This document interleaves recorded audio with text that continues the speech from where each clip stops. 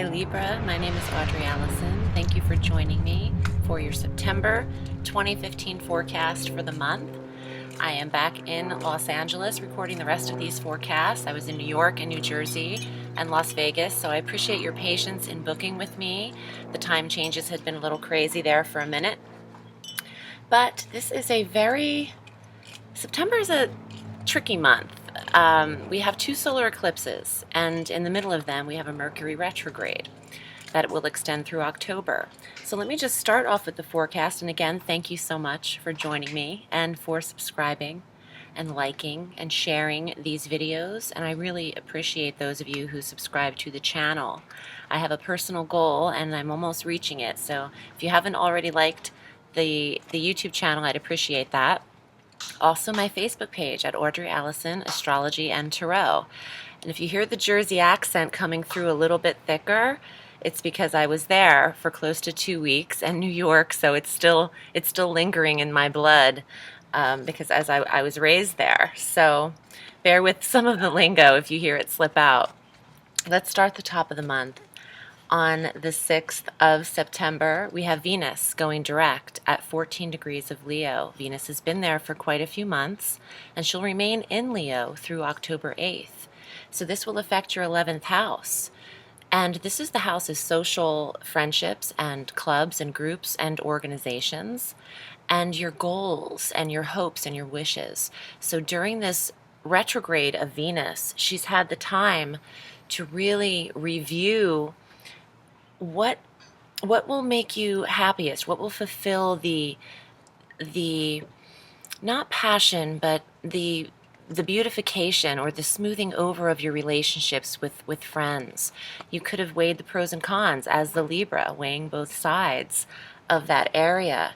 But she's still there direct, and I feel like you'll have more positive relationships coming into that your life because of that sector being influenced.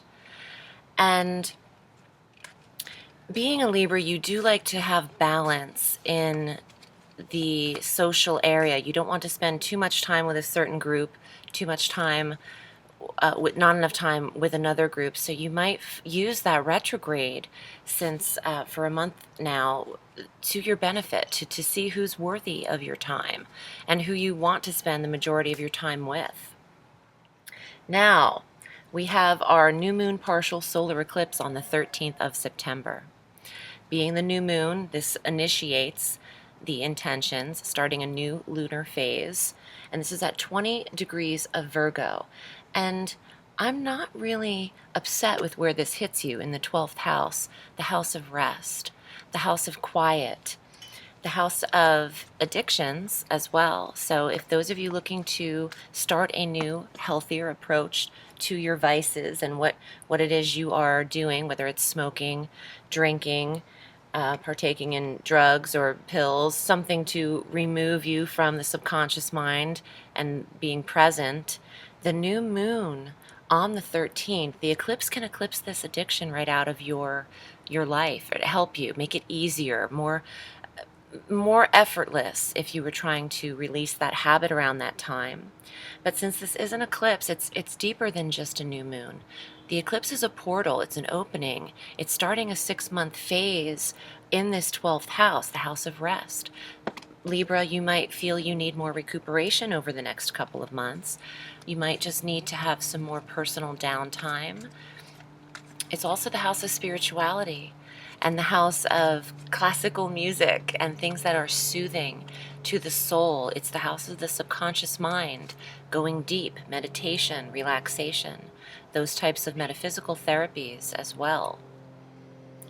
On the 17th, Jupiter is in an opposition with Neptune. I made that note. On the 17th, there's a lot of action happening. Okay, the first thing I noted was Jupiter, the planet of expansion, in direct opposition in the sign of Pisces with Neptune.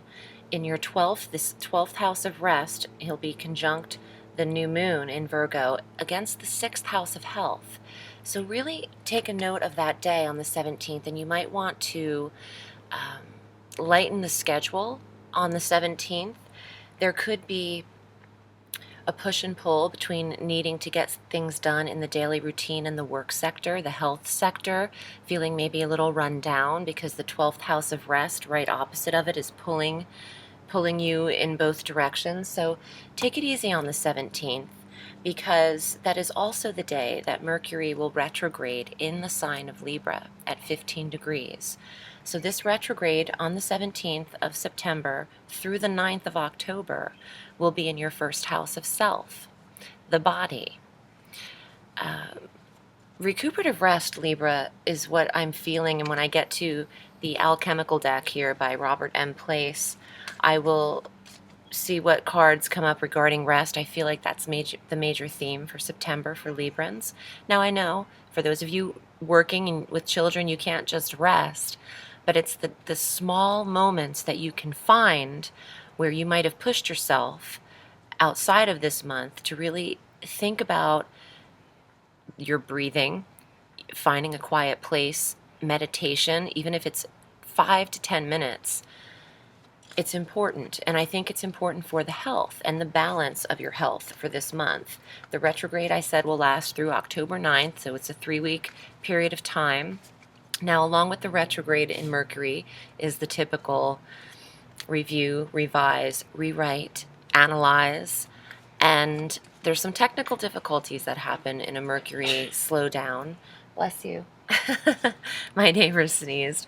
So you want to watch the vehicle, watch the major purchases, computers, cell phones, televisions. It's not the best time in a retrograde to purchase them because there could be something faulty with them. You could have to return them. They could go through some repairs that need to be fixed over and over and over again, as opposed to if you had just bought them at the end of October, you wouldn't have to deal with that. I want to say this as well. Now, I know the retrograde is in the first house of self, but opposite that energy in the 6th house, where Neptune is, this nebulous planet, not directly opposite the 7th house, but just this health sector, I feel like for those of you dealing with chiropractic work, dental work, bones, joints, physical therapy. I'm wanting to stretch as I tell you this. Be slow and kind with yourself through the retrograde. Don't expect everything to be fixed immediately on the first visit to whatever physician or Eastern practice that you are participating in. Be kind with yourself through the retrograde. This is the planet of communication slowing down. Watch what you're saying. Say only what you mean. Limit the amount of dialogue that's expressed to other people because you want to just be as clear as possible. Again, on the 17th, Saturn is making his transit, which takes 2.5 to 3 years, out of Scorpio, and he's entering Sagittarius. And this will last until the end in December of 2017. So he's entering Sagittarius, your 3rd house of communication. So Saturn being control and restriction and focus in the 3rd house of the vehicle, of siblings, of communication, of speech, of local travel and neighbors. There is a more restrictive energy. You might decide, you're not spending as much time with the siblings or the neighbors, or there's a lesson to be learned. Saturn is lessons learned. And this is a 2.5-year process. So it won't just happen directly on the 17th. This is energy that will emanate through that time period of 2.5 years. There's a Saturn return to this sector, a full lesson learned, because he won't remain back into this sector. He won't be here again until 27 to 30 years. So he's implementing a new way of communication for you, Libra. And he's restricting what is said in a way that better serves you, not uncomfortably. Maybe at first it won't feel comfortable not to express everything that's running through your head. But there's going to be a tightening of your speech and your delivery. And I feel like he wants you at your best in your communication style and with whom you are communicating. Now, on the 23rd, the sun makes his shift into your sign, into your first house, into Libra. So happy birthday for those of you early Librans at the end of September. This is your solar time to shine. And this is good because you need some replenishment with the sun, the life force, going into the first house of self. You have the Mercury retrograde there, so the sun will be conjunct Mercury at that time. And this gives you energy if you don't have it. If you feel depleted, you have more energy when the sun is in your first house, the first house of the body. Great time for those of you who are eclipsing out bad habits in the top. Replenish them when the sun enters your first house with a great physical routine, a physical workout, effective the 23rd. The sun will give you that energy. Mars is energy, but the sun is the life force.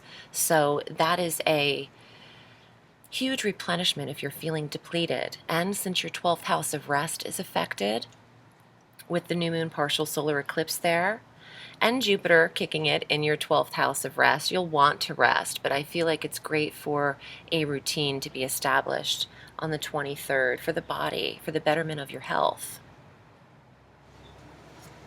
On the 24th, Mars enters Virgo in this 12th house again. So it's really about the resting house right before Libra starts. This is a good time to take those vacations at the beginning. And, well, it's hard in a retrograde to take long distance vacations, but I feel like you need the rest. So even if it's just in your yard, relaxing outside, not putting a lot of pressure on yourself is a better way to put it. We all can't afford vacations every time our 12th house is hit. But Mars is stimulation in the 12th house of rest. So it's a bit of a irony there. Mars is also the passion to perhaps study more spirituality or metaphysical processes at this time. On the 27th, we end the month with the full moon total lunar eclipse at 4 degrees of Aries. And this is your 7th house, your polar opposite sign, the 7th house of relationships. So for those Librans who are in committed relationships, not really dating, but the 7th house of marriage, the 7th house of soulmates, the full moon is the culmination, the awareness. It could bring things to an ending, especially with the power of an eclipse, which serves to shake up things that are not built on solid foundation, solid ground or footing. So for those of you in marriages that are already shaky, you might find yourself releasing this relationship at this time. I'm not a doomsday predictor. For those of you who are extremely happy in your marriages, it would be hard to break that up, but there could be a testing time, or the full moon could bring an awareness of something that really needs to be seen and addressed in the partnership. Now, for those of you who are not in relationships, this could affect your business partnerships or the house of the others, the house of the people that you have to deal with consistently on a daily basis, not family, but the house of outside of the family, the others, the other people in work, the house of the hidden enemies. Okay, so check this. The 7th house is the house also of hidden enemies, and with a full moon there bringing in a portal of awareness, of vision, you could find out who really is on your side and who is not, and who secretly is a frenemy. Who is a frenemy? Who is against you, that's pretending to be smiley to your face and then not so genuine internally or behind your back. So take note on that day, but it's also eclipse energy, which could last 3 to 6 months. It's a cumulative energy. I want to get to the cards and see what they have to say for you, Libra. I've been shuffling the entire reading. So, what is in store for Libra for September 2015? Okay.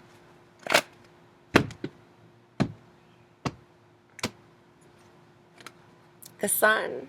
The sun is entering Libra, your sign, on the 23rd of September. This is also the marriage card, the card of success. Wow, I've used these cards so much you can even see they're like scratched up and dented, but they're my favorite. This is a very positive card. This is the card of replenishment. Let's see what else it says. The Lady of Swords, air sign female, Libra. This could represent you. Do you remember when I said classical music representing the 12th house? Now, that's not a normal definition. It could be a musical house, but it's a spiritual house mixed with music. And when I think of spirituality and music, I feel classical music. This could be music that is healing you, learning an instrument. If you're giving up a vice that you use your hands to do, smoking, drinking, pick up an instrument, learn an instrument. I know that's, might not be exactly applying to everyone, but let's see what else comes up, because I feel like it's referring to what I said earlier regarding the 12th house. Lady of Cups, your 12th house of intuition. Rest. Recuperative rest is this card. She's standing very still on the water. She's balanced. She's in a meditative state. She's able to channel, relax. See what else? You have two cards at the end. Two of Wands, attraction, lovers. One lover being lost in the next. Oh, and Mercury is here. Mercury retrograde in Libra, and the sign of Venus here, which is your ruling planet. See, these cards totally make sense to me. Okay, so in the retrograde, you need the recuperative rest, but with these two, there's a meeting. It could be time for distraction and love and partnership. This is the marriage card. There are two cards in the tarot that represent marriage, the Four of Wands and the Sun. The Ten of Cups could, but I normally like to refer to that card as a card of communication more. But this, baby boys and girls, this is really about some kind of new energy popping up around you. Perhaps if you release what no longer serves you, wasting time. If you're wasting time with a vice, I hate to be on repeat, but I'm feeling it. If you're wasting time and energy on something that really is not serving your path, you're missing out on this. So some sacrifices might need to be made, but you're intuitively being led. Pick up a new habit. Pick up a new habit, Libra, and let the review of Mercury, the retrograde, give that to you. You're internally always being led, and the things that we think are our own ideas aren't. They're downloads. They're being given to us. They are prodding us to break through to the real path that we chose when we came into this life. We are all trying to ascend. Don't get stuck in the pattern. Switch it up. You really don't need anything but the self and the ability to remain calm and non-reactive as much as you can. I know it's hard because you deal with trauma and you deal with things that affect you. But you have to know that those things do not make you who you are. This is definitely being given to me to say. The things that happen don't define you. You have been you throughout that whole experience. That could apply very differently to everyone. Focus on the sun entering your sign. Start your new routines. I'm wishing you the best in September. Thank you for joining me, and if you'd like a personal reading, I'm at audreyalison.com, and I read all through the week. You can book with me there. Thanks so much. Have a sweet day.